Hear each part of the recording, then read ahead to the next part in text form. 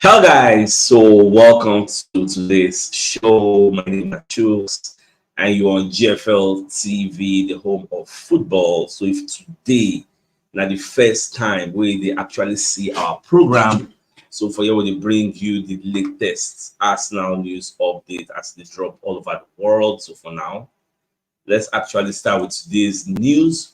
So Thierry Henry will be one of the Arsenal legends. So Babakole come outside the talk say the match will go play against FC Porto after we play this Burnley FC for the league.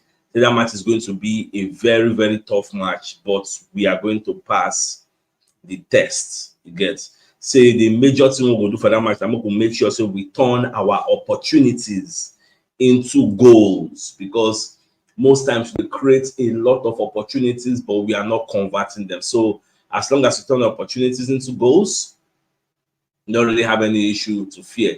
And there are some reports where they say there are some players, 4 players, so for that Porto, you say then good, oh, then good. You get, so you're talking about Galeno, Emmanuelson, Pepe. Don't be that old man Pepe. That one self did, that one I did for their defense. We're talking about one of the wingers, one of the midfielders, Pepe, and one Espiquito, one guy like that. They say that one are their own version of Declan Rice. Say the guy they intercept, they break play. I read the report. I think it was from the Athletic. They give a lot of things. Say this Pepe, these Portuguese players, they are very, very good. Fine. That one are for their own pockets. That one are if they play maybe all those Victoria Gumares, all those their own Premier Liga people. No be for us. So, but that don't mean say if we go there, go do anyhow, we don't go see anyhow because we are going away from home to a very, very iconic and strong ground, the Estadio Dragao. So that place is very, very tough. What is Henry saying? This match is going to be tough, like we all expect, but we must make sure so we convert our chances because we go create chance. Now we go create chance because the match is going to be an end-to-end stuff. It's going to be very, very. Look at all the matches we don't play against Portuguese contingents, Portuguese clubs. It will always be very, very open. You get them believe say let's play football. I know we're going to set up low blocks. Say I won't block you. No, let's play football. If you go win, make you win. If we self go win, we just be like how they take play against Liverpool and thereabout. So Enrico talk say if we beat this Porto, let's say we beat them. What things being equal, we beat them. Go enter the next round. We are more likely to be meeting the likes of maybe Man City. You can meet Man City, you can meet Real Madrid, which means for the next round, all those restrictions of say 2 people waiting for the same league, no go meet themselves. 2 people waiting the same group, no go meet themselves. All those things will not come into play again. So anything can happen. You can meet anybody. So if we meet Man City, say how we will take navigate like competing in the league and competing in the Champions League because now we don't enter Champions League round of 8. Then you see say 14 games to go. By the time we go play Porto, we don't there 13 games to go because then we don't play Burnley. We don't there 13 games to go. So which one will come face now? Are we going to be facing the 2 or are we going to be prioritizing one? So this is like a question, like just like a rhetorical question because for me personally, I go say since there is this narrative or this perception, say at the end of February, we are going to be getting a full fit squad. Who says we cannot compete on both ends? Chase the Champions League, chase the EPL. Let's see what happens. The only thing that will stop us from doing that is probably injuries. Once we don't have injuries, me, I don't know what to think, but me personally, who could they fight on all cylinders? Or should the 2? We'll see where at the end of the season where it will really take us. All right, so today now Ash Wednesday again. So me, if I don't even go church, say go collect Ash. So today in the Catholic Church. Today is a very, very remarkable day. It's a subtle reminder of our mortality. It tells us that from ash we came and from ash we shall return to. At the same time, still today, nice to be Lovers Day, Valentine's Day, where we show ourselves love. So Mr. They pray for now, say, may God put love on our hearts. I don't say Nigeria, the kind heat with it. I don't know that only my own side though. But the heat within, I just bless maybe somebody enter fire, can't forget to close the door. The heat is hitting. So may God just help everybody this time around with all the economy for Nigeria, where everywhere don't tabaru somehow. So may God just keep us alive. Now, nobody even the plan say you won't go save. Now feeding. Everybody just concentrate on feeding. So may God just keep all of us. So in the season of love, some of our community members also they do birthday. So real G, you know, so instead they do birthday today. So wish him all the best since life has to offer. Again, so prosperity, success shall be yours. Then nobody himself, they do birthday. Even Oga Dre Baba Faboyin Day, instead they do birthday. So wish you all the best since life has to offer. Success, prosperity, we shall be you guys portion in Jesus' name and inshallah. Amen. All right, so let's proceed with the news. So I can't stumble upon this report today. I don't see this thing before, you get, but I see they say whether not true, whether not lie. So now the Athletic also, not just the Athletic, the Independent, so many media houses, because season will soon end. For La Liga, they go do like maybe like kind of 15 or 16 games to go, or maybe 14. We say if we don't do like maybe 13, 14. So you're going to check, say, will Girona for La Liga cost Man City a place in the Champions League? So they're going to analyze that. You know, say according to UEFA law, two teams will be saying one owner get them. If two of them qualify for Champions League, one will drop for the other one.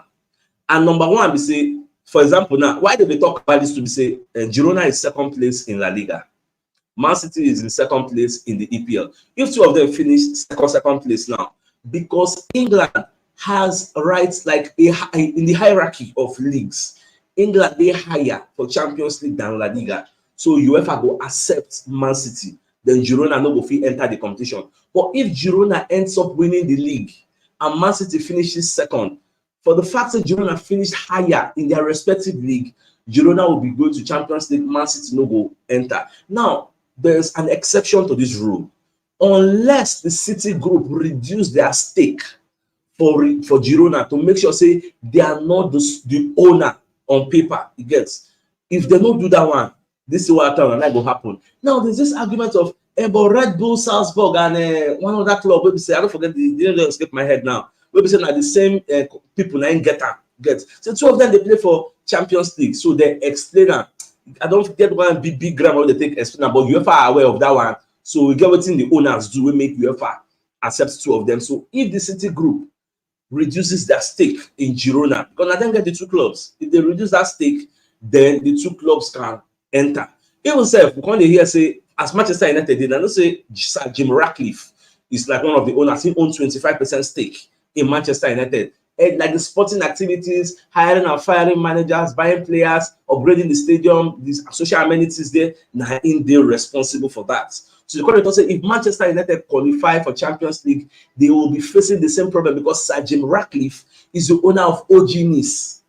So you don't see all these various things now. So, but more they watch towards the end of the season, we will see where Girona will end and where Man City will end before these arguments will come up again. Because some people don't they happy say, thank God the Man City no go for this next year's Champions League. They will even change the format of the Champions League. Well, we'll just watch. Anyhow, we'll be able to give a clarity, they upgrade the news for now. So away from that, so Henry can do one like an interview session with CBS Sports. We can to say there has been massive talks about Arsenal signing striker, yet what Arsenal need to do. But according to Henry, say what Arsenal need to do, no be say sign striker be the cocoa like the holy grail. No. So what Arsenal do now to score goals. Now to score goals, say Arsenal them day now. They get different people. Say if Arsenal score goals when they play, you go to see say now like 6-0, 5-0. When they score 6-0, 5-0, say Arsenal can do that in every match, every game. Because Arsenal team will be saying they create chances. You get so, and when they score, it doesn't really matter who score, whether number 9 score, whether number 8 score, whether number 7 score. The cocoa be said the ball gets into the back of the net. Arsenal have goal scorers in Saliba, the Morales, the Rice, Trossard, Martinelli, Saka, Odegaard. All these people can score. So okay, as like I talked yesterday, Arsenal no gets that traditional striker, but they have scored 53 goals. The Man City will get the traditional striker, they've scored 56. So what are we talking about? Like Henry is saying, don't go and be emphasizing on they must buy a traditional striker. No, the cocoa is the team. If the Arsenal don't create chances, that's a big point. But they're creating the chances. So the problem is not really that striker. The problem is the chances they are creating for the likes of Saka, Martinelli, and the others. Are they bearing those chances? This is how we don't score 5-0 now. We don't score 6-0 now. We don't score 3-1. Look at our 4 games we played in 2024. We don't score all those goals. You know how many times I hear people to talk about number 9 again? We will play Burnley now. If we not Burnley 4-0. You see that narrative of they never get number 9. They cannot win the league without number 9. Nobody go talk them again. Some people have come out and say Manchester City won the leagues multiple times without a traditional number 9. Was Aguero tall? No. So not really about a traditional. It's about bearing those chances. That's why what you heard in the talk, I subscribe to his line of thought, let me say 75%, because the way the game be now, why would they really talk about getting a traditional striker? When they say traditional, we're talking about those big lanky lads like Ivan Toney, Elialan, Osimhen, all those big lanky people. They are the traditional strikers. They will say they needed to bully anybody. Why would they talk to someone who get them? Not they say other people no fit score, but because most times, 9 out of 10 times, teams set up against us in a low block way, out of respect. They set up in the low block. So when we cannot break them down with tiki-taka, we are forced to do what? To go long. And why will you be going long where you don't have a traditional person there to put his Oriadi? I don't get the point.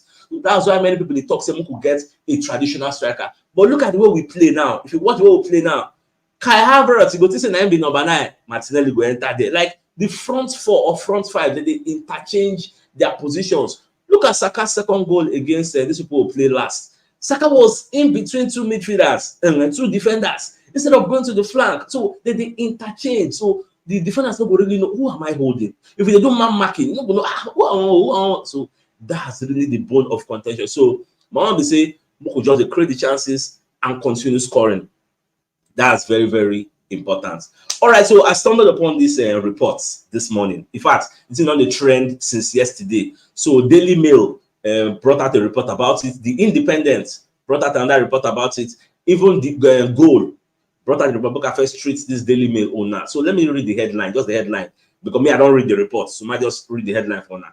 Paris Saint-Germain star Kylian Mbappe is willing to join Arsenal thanks to one player, but the Gunners don't want to break their financial strategy to sign him. This same story, Goal.com reported it. Kylian Mbappe to Arsenal, PSG forward would willingly join Gunners to emulate Thierry Henry's legacy in yet another twist to Real Madrid transfer saga. So here is the meat of the story. Kylian Mbappe now, they very, very angry with Real Madrid. The financial package where Real Madrid don't offer Kylian Mbappe now is significantly lower to the one where they offer him before.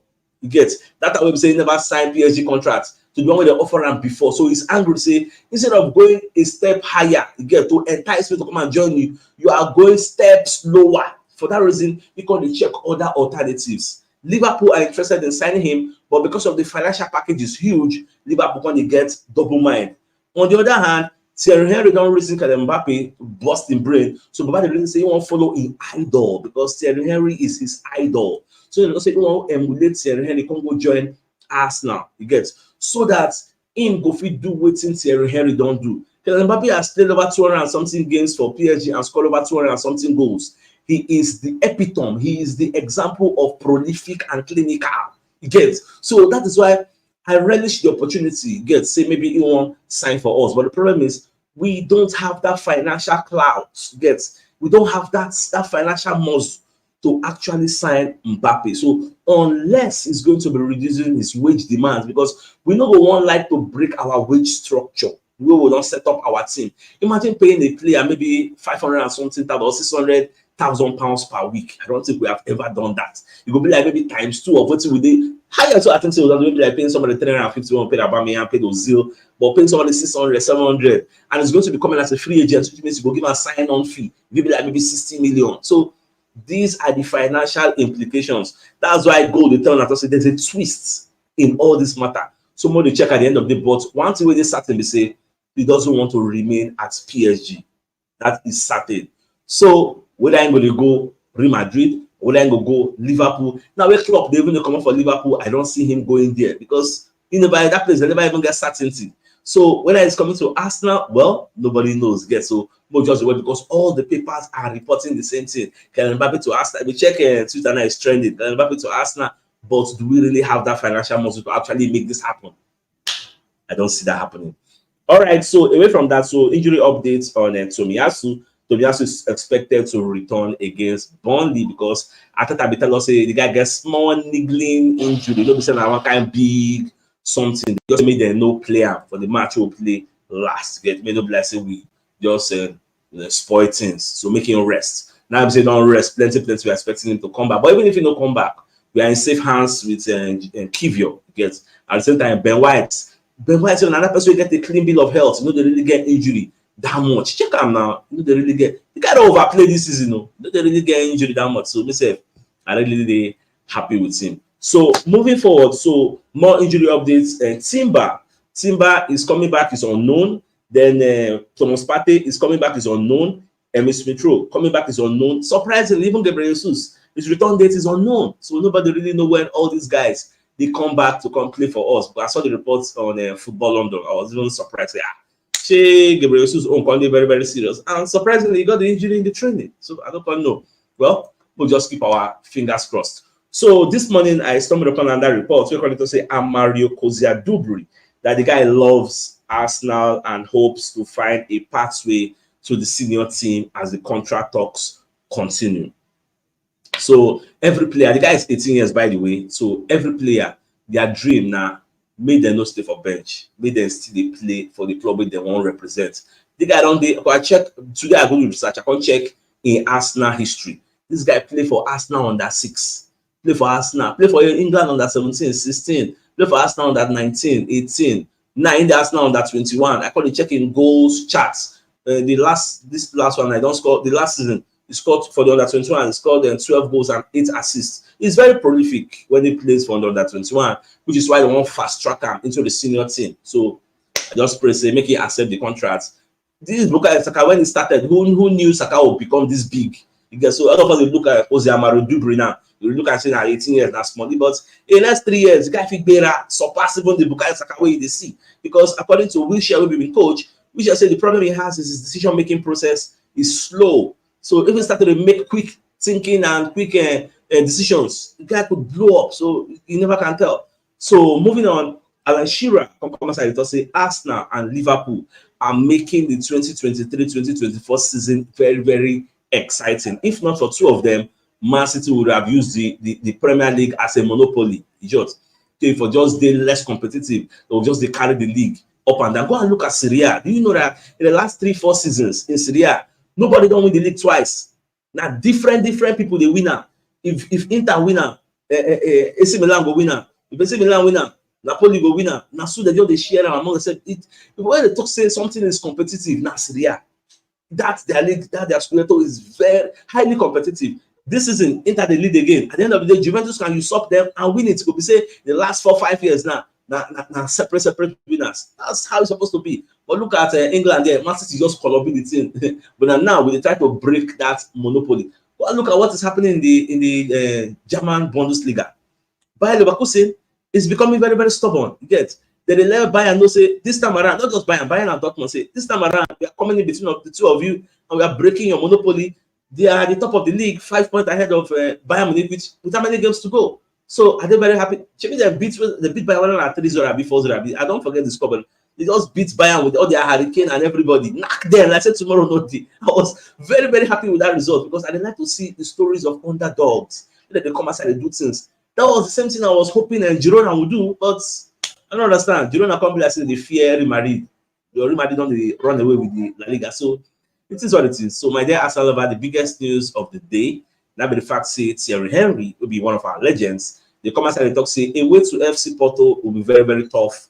We are going to surpass that test. What we must make sure to do is that once we create opportunities, we must turn those opportunities into goals. That should be our priority because plenty people don't talk say that FC Porto they get some kind of dangerous players. They get Galeno, they get Galeno, they get Esquipinto, they get Pepe. So that old man Pepe, young boy Pepe with the Bera, they get that one. Then that old man Pepe will be like a legendary defender for Real Madrid in there for their own defense. So it's like maybe 38 or thereabout. That one, then Saka Martinelli will teach us something. May just calm down. So they still get some kind of main player. So it's going to be a very strong battle at the Estadio do Dragão. The name of that stadium, God, they cause chills down my body, but I no fear. All right, so I think this is a fine place for us to call the show an end. So today come your way in the evening, as usual, like your mouth. Thanks for tuning in and have a nice day. Happy Valentine's Day to y'all and happy Ash Wednesday. All right, guys.